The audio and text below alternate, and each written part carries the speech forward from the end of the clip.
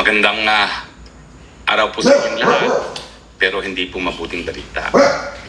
Well, kakalabas lang po ng desisyon ng ICC Pre-Trial Chamber kung saan pinasura nila ang mosyon ni Tatay Digong para magkaroon ng panandaliang kalayaan o yung tinatawag na interim release. Bilang isang kasapi po ng ICC List Council, isang profesor ng international law sa UP, sa American University at National University of Singapore, at bilang dating presidente ng Asian Society of International Law, ang aking pananaw po, ang desisyon ay mali, hindi makaturungan at hindi makatao. Para siguro po maintindihan natin ang desisyon, himay-himayin po muna natin kung bakit sang-ayon sa hukuman, hindi dapat mabigyan ng panandali ang kalayaan si Tatay Digong. Unang-una, ang unang-unang batayan, meron ba raw pong probability na ginawa ni Tatay Digong ang mga paratang labang sa kanya. Ang problema po dito, ang sabi ng hukuman, hindi po nag-address ang kampo ni Tatay Digong dito sa isyong ito at naniniwala ang hukuman na meron pong probability na ginawa nga po ni Tatay Digong yung mga paratang sa kanya na crimes against humanity. At kung naalala nyo, 3 pong charges yan. Yan po yung nangyari daw sa Davao nung siya ay mayor, yung mga target killing nung siya ay presidente na, at yung mga patayan na naganap dahil di umano sa war on drugs. Ang pangalawang batayan, ang pinaka-kontrobersyal. Itong issue na meron bang probability na tatakas si Tatay Digong kung siya ay binigyan ng panandaliang kalayaan or interim release. Bakit kontrobersyal? Dito ko po tingin, nagkamali ang hukuman. Ano po ang basihan ng pagsabi ng hukuman na merong probability na siya ay tatakas? Well, karamihan po, in fact, halos lahat ng sinabi ng hukuman ay base po sa mga sinabi ni VP Sara. Ano po yung mga sinabi niya? At saka yung ginawa ng pamilya. Well, nung inaresto raw si Tatay Digong, violent raw na nag-release ang kanyang mga kaanak. Siguro ito yung nakita nilang paninigaw ni Hanilet doon sa Villamor. No? At ang mga sinasabi ng mga statements ni VP Sara ay kasama na yung sinasabi ni VP Sara na mali ang paraan para nakuha ang jurisdiksyon sa pagkatao ng kanyang ama dahil hindi dumaan sa tamang proseso under Article 59 ng Rome Statute, hindi siya hinarap sa lokal na hukuman at kinidnap ng Marcos administration para i-deliver sa hukuman. Sinabi rin ng hukuman na nag-akusa daw ang VP Sara na nagsabwata ng ICC at ang Marcos administration para nga mawala ang pinakamalaking tinik sa kagustuhan ng mga Marcos na maging Marcos forever. At ito nga si Tatay Digong. At binanggit pa na nung minsan sa labas po ng hukuman, nagsalita si VP Sara na siguro dapat itakas na lang natin si Tatay Digong sa kulungan. Himay-himahin po natin kung bakit hindi sapat ito mga bagay-bagay na ito bilang basihan na meron daw probability na tatakas si Tatay Digong. Well, unang-una yung mga nangyari sa Villamor. Hindi ba natural na reaksyon yan ng pamilya na hinihingan mo ng warrant of arrest? Wala naman sila mapakitang warrant of arrest. Bakit naman sasama si Tatay Digong sa kanila na voluntarily kung wala naman silang mapapakita ng warrant of arrest? At nakita naman natin na dahil sa konteksto na nangyari doon sa pag-aaresto niya, na bigla na lang siya hinarang habang siya ay pabalik sa Hong Kong, sapilitan sinakay sa eroplano, natural, magkakaroon ng emotional reaction yung mga tunay na nagmamahal kay Tatay Digong kasama ng kanyang kapamilya. At ang mga panahon na yon, ang mga tanging kapamilya niya ay si Ma'am Hanilet at saka si Kitty Duterte. Minamasama ba nila na gano'n ang reaksyon ng common law partner ni Tatay Digong? Ang katotohanan naman po, talagang wala namang basihan yung pag-aaresto. Dahil ang katotohanan po niyan, si Justice Ascona na nagsabi, yung warrant of arrest sa ICC na hindi naman ang pinakita kay Tatay Digong nung panahon na siya inaresto, dapat dumaan muna sa Regional Trial Court nang ma-asserte na ang personalidad na inaaresto ay yung siyang hinahanap ng ICC at dapat masigurado rin yung kanyang karapatan pang tao ay narespeto at masiguro na walang paglabag sa soberenya ng Pilipinas. At dahil hindi nga po dumaan ito sa tamang proseso, ergo yan ay kidnapping. Unlawful detention impact sa ating lokal na batas. Dahil ito ay kidnapping, na ginawa ng mga taong gobyerno. At sa katunayan, nakabinbingay ng kaso dahil dyan sa ombudsman. Laban kay Torre, kay Justice Now Ombudsman Remulla at lahat po ng tao na mayroong papel sa pagkikidnap kay Tatay Digong. So, wag dapat minasama ng hukuman ang isang bagay na illegal na nangyari sa Pilipinas. Kidnapping or unlawful detention po talaga nangyari kay Tatay Digong dahil hindi siya dumaan sa tamang proseso sang-ayon sa Article 59 ng Rome Statute. Hindi siya dumaan sa Regional Trial Court.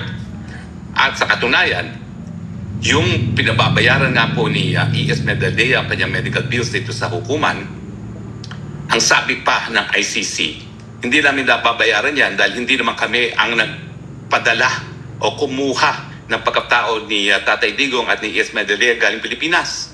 Yan ay voluntaryong ginawa ng Pilipinas.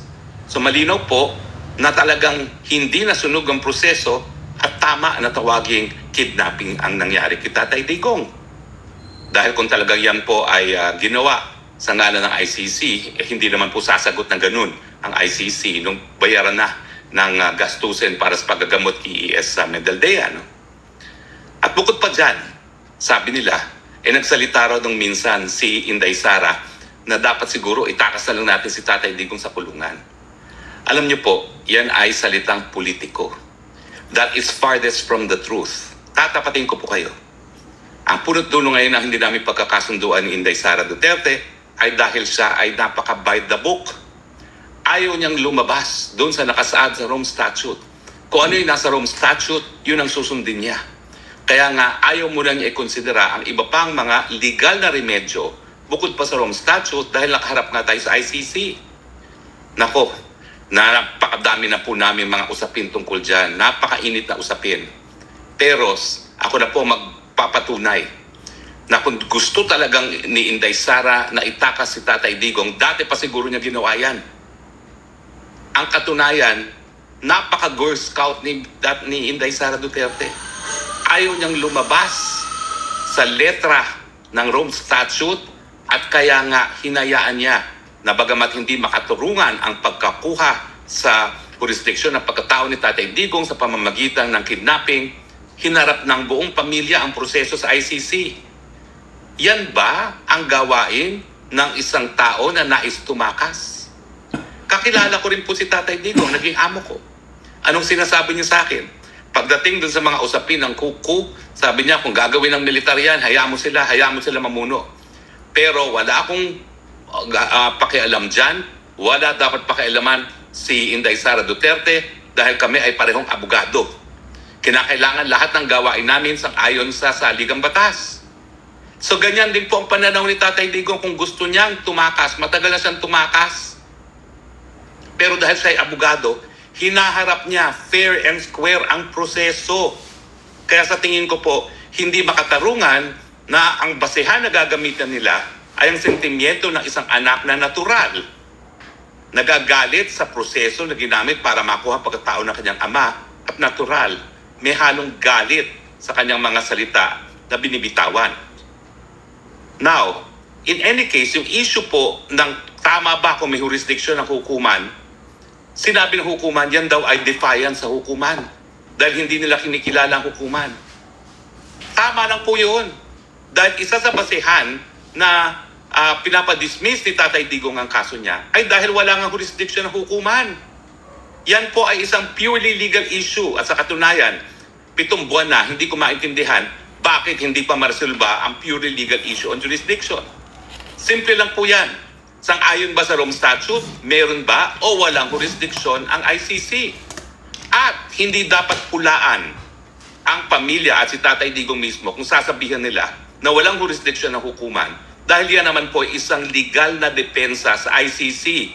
Hindi po yan defiance gaya ng paulit-ulit na sinasabi ng prosecution na mukha namang sinang-ayunan ng ICC mismo. Yan po ay hindi tama. Dahil yan po isang legal defense, lack of jurisdiction, at dalawa po ang basihan, bagamat iisa pa lang ang nailalabas ni Tatay Digong sa kanyang mga abogado, yung lack of jurisdiction dahil nga po hindi na miyembro ang Pilipinas ng Rome Statute nang nasimulan ang proseso ng preliminary investigation. Nakasaad po uli sa Rome Statute na kung bibitiw ang isang bansa, ang korte ay meron 1 taon matapos ang pagbibitiw para simulan ang preliminary investigation. Pero sa pangalawang taon na po nasimulan ang preliminary investigation. So sa kontekstong ito, hindi dapat minasama ng hukuman yung pag-question ng jurisdiction ng sa jurisdiction ng ICC, at hindi dapat na pati ang mga sinasabing pabiro ay gagawing katotohanan. Dahil yung yung actuation ni BP Sara na she is faithful to the letter of the Rome Statute, yan po'y patunay na walang iniisip na labag sa ICC Rome Statute itong si BP Sara. Gaya ni Tatay Digong, abogado rin po si Inday Sara Duterte. At kung siya ay magkakaroon ng kahit anong partisipasyon sa pagkatakas ni Tatay Digong, naku po, pwede siyang madisbar sa Pilipinas. At po pwede talagang yan ay ma-impeach dahil hindi dapat na winawasto ang isang pagkakamali sa panibago na namang pagkakamali. Kaya nga po ang aking advice na tinawag na crazy scheme ay gamitin ang legal na proseso sa Netherlands para nga po itaguyod ang karapatan ng due process ni Tatay Digong sa harapan ng lokal na hukuman dito sa Netherlands. Dahil Netherlands naman po ang may obligasyon na itaguyod at protektahan ng karapatang pantao ni Tatay Digong habang siya ay nasa teritoryo ng Netherlands. Duda ko nga po, bagamat walang kumpirmasyon na Netherlands ay isang bansa na tumanggap sa kanya kung magkakaroon ng interim release, tingin ko isa po doon ay Netherlands. At ang dahilan nga is alam nila may pananagutan din sila sa pagkakakidnap kay Tatay Digong dahil siya ay nakakulong sa lupa ng Netherlands, sa kulungan na pinapatakbo ng Netherlands, tinanggap sa Netherlands na walang papel ng mga otoridad sa Netherlands, dinalas gamit ang ambulansyang Netherlands sa ospital na pinapatakbo ng Dutch government.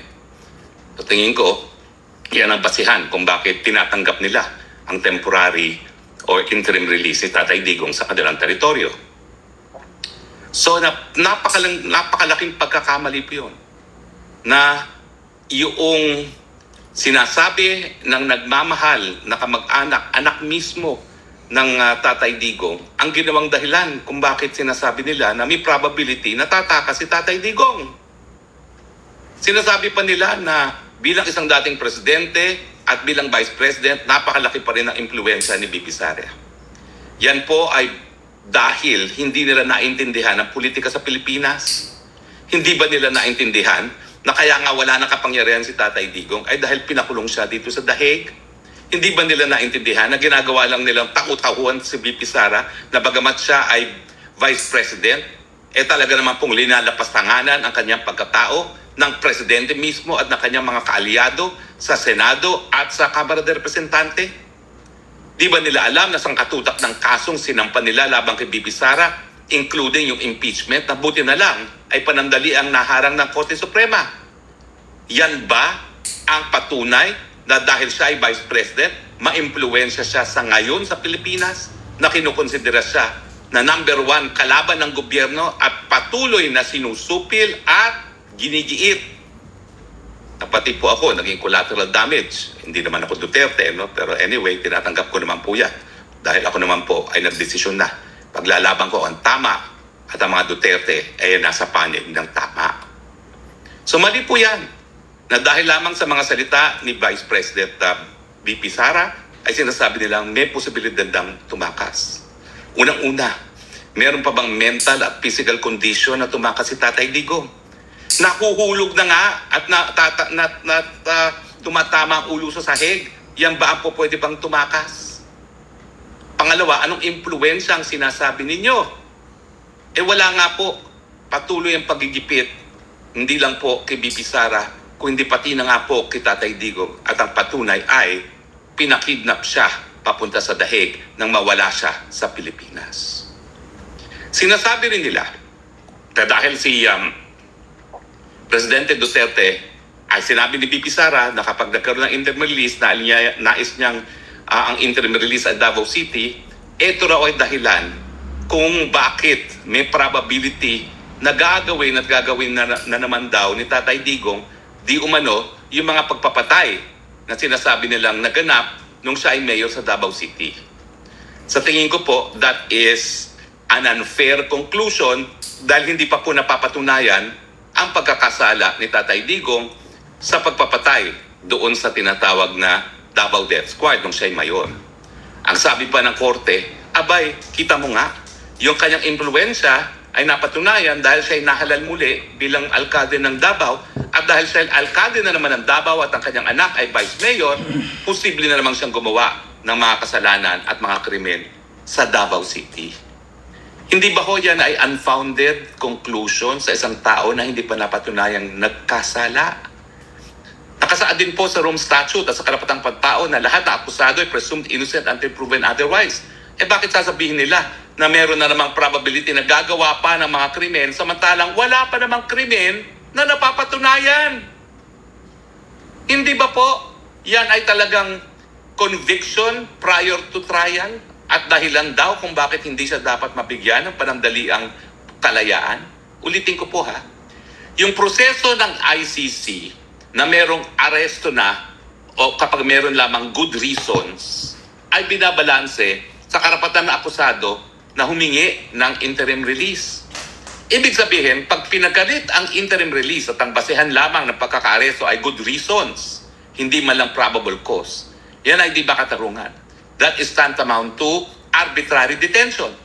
At ngayon nga pong pinagkait si Tatay Digong ng interim release, biktima siya ng arbitrary detention dahil ang sinasabi nila, ay, pwedeng tumakas yan. Maski ang basehan nila ay isang biro ng anak. Ay, pwedeng gumawa na naman ng krimen yan dahil siya ay nahalal muli ng Davao. Maski wala pa namang krimen na napapatunayan. Di ba po? Binawal-wala din ng korte yung mga medical grounds kung bakit panandaliang na-postpone na ang confirmation of charges. Dito po talaga ako nagulantang. Kasi nabuhayan ako ng loob at tatapatin ko kayo ha. Bago napagpaliban ang confirmation of charges dahil nga baka nga hindi na kaya ni Tatay Digong humarap sa paglilitis, sigurado ako na hindi siya bibigyan ng interim release. Pero nung nagpaliban sila ng confirmation of charges dahil merong ang issue sa kanyang kakayahan na tumayo sa isang paglilitis laban sa kanya, nabuhayan ako. Dahil ano pang gagawin mo sa isang tao na parang kinilala na ng hukuman sa dahil ito ay dahilan ng pagpapaliban ng confirmation of charges, ay wala nang sapat na kakayahan para humarap sa isang paglilitis. Di ba po kapag ikay magpipilit ng ganyang tao ay patuloy na haharap sa paglilitis at siya ay nakakulong panandalian, arbitrary detention na naman yon. Kaya nga po nabuhayan ako. Kung papansinin niyo po yung mga nauna ko mga vlog, sinasabi ko, ni minsan hindi pa nagbigay ng provision ng interim release ng ICC. Meron lang isang kaso na nabigyan ng interim release, si Lubanga, matapos po, hindi pala si Lubanga, yung napawalang visa, na pwede ko na maalala kung sino yung napawalang visa, na-convict tapos na-acquit on appeal. Yun lang ang nabigyan ng provision release, pero by the appellate tribunal. At later on, yung appellate tribunal, pinawalang sala yung akusado. So by way of track record, sinabi ko hindi mabibigyan ng provision ng interim release si Tatay Digong. Pero nabuhayan ako ng loob dahil nga dun sa pagpapaliban ng confirmation of charges na kinilala ng hukuman na baka nga hindi na sapat ang pag-iisip ni Tatay Digong para depensahan ang kanyang sarili sa ICC. Dahil sa kondisyon na ganito, bakit mo pa siya ikukulong? Again, ang pagbalanse ng ibang proseso ng hukuman sa ICC ay dahil good grounds lang ang warrant of arrest, pero merong karapatan to interim release. Ngayon, dahil nabaliwala yung kanyang posibleng kawalan ng sapat na pag-iisip para harapin ang paglilitis, ngayon, nakakulong ang Tatay Digong, patuloy na ikukulong maski wala na siyang kakayahan humarap sa paglilitis. Of course, yung issue po ng fitness contested ng prosecution at magtatalaga ang hukuman ng mga eksperto.